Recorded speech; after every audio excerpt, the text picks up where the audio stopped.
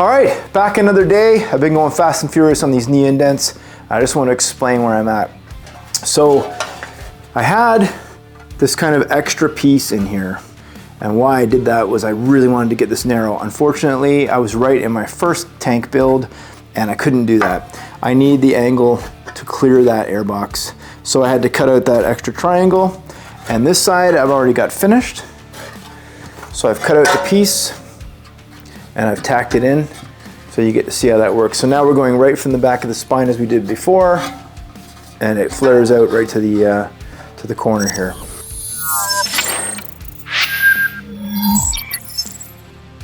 So I've finished the base, and I've got the lid, the top part of the tank sitting on it. And now what I'm starting to do is to figure out how to close in the front section here. So what I want to do is come across like this. So that'll, form in that front area of the tank. I tape the front, and I'm starting to work on how the inside's going to get sealed.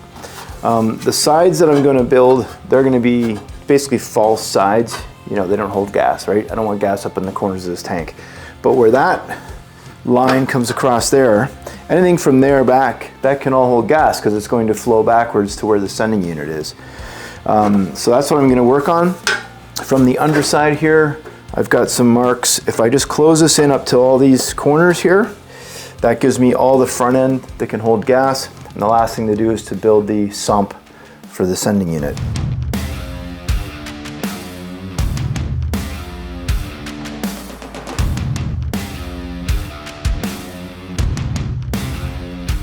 I thought I'd talk a little bit about how I'm finishing this tank. Maybe some questions will come up.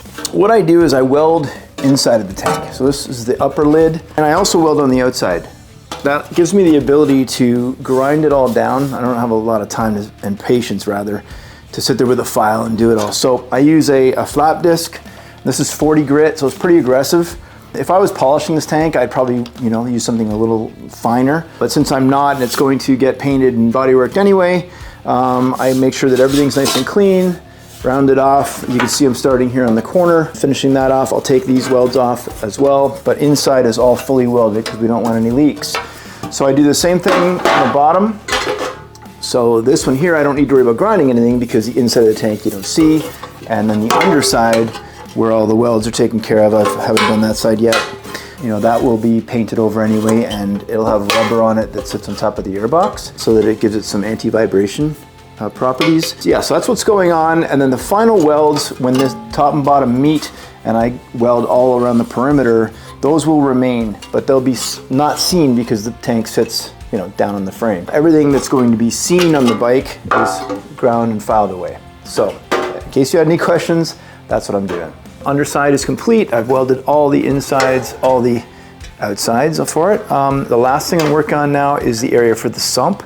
So when this sits on top of the airbox, this area here houses the sending unit for the fuel injection. So the way I've done this is I come around the back, use brake to do the two sections here, and then on the inside, I'm gonna now begin flushing this in, welding it in. The last thing I'm gonna do is the back half. So when the top and bottom go together, I'll have this open spot because I still got to weld in the ring, cut and weld in that ring for that sending unit. So that allows me to get inside, do all the welding with the last piece when the two are put together being the back. So I've finished the top of the tank, finished the bottom of the tank. These little kick-ins here will be welded all along the seam of the bottom. Now I'm thinking about doing the gas cap next, and the sending unit, I'll be machining those parts today. This is the gas cap that I've got. It's a 1/4 turn quick release. And as you can see here at the holes, it's usually mounted like on a car application. So it would be mounted to the outside of a body panel.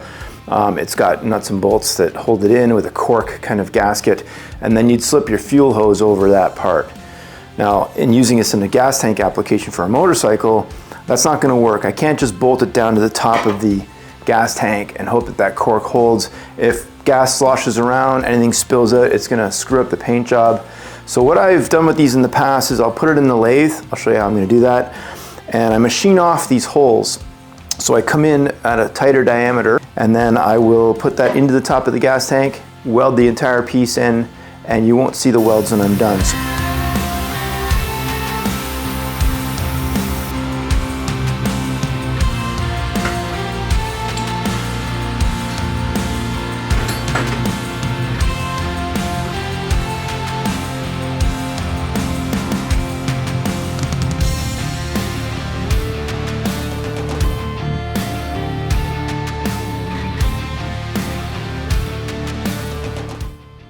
knock down the welds around the cap. And this time I left a bit of a lip.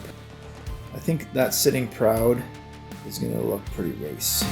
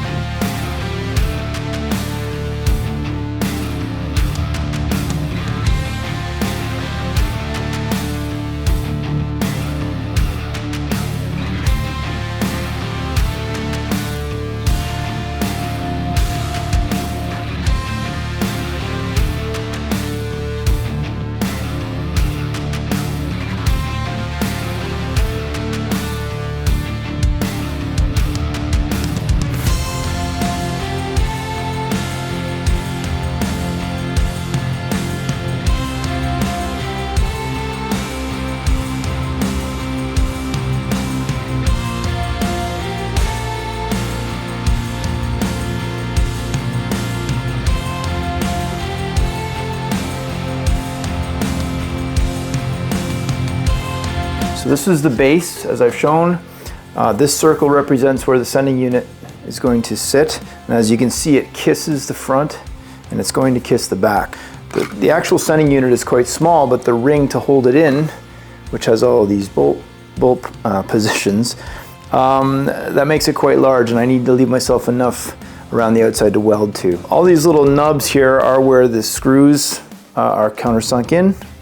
And these cutaways are going to allow gas, so when the gas gets very low, to flow into the smallest areas of the sending unit. Now, if you run your tank to the very bottom, that's a problem anyway, but if I had left this as thick as it was as a ring, that means the gas would never get below that 1 inch of gas in the very bottom. So this allows it to flow into the sending unit. So on the front of this ring and the back, I flattened it off. So if you can see there, so flat at the front and the back. So even though it's a round on the outside, it's flat.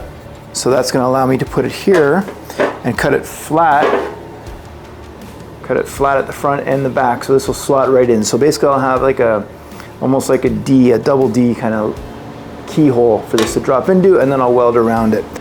Yeah, you'll figure it all out when I'm doing the work and welding it together.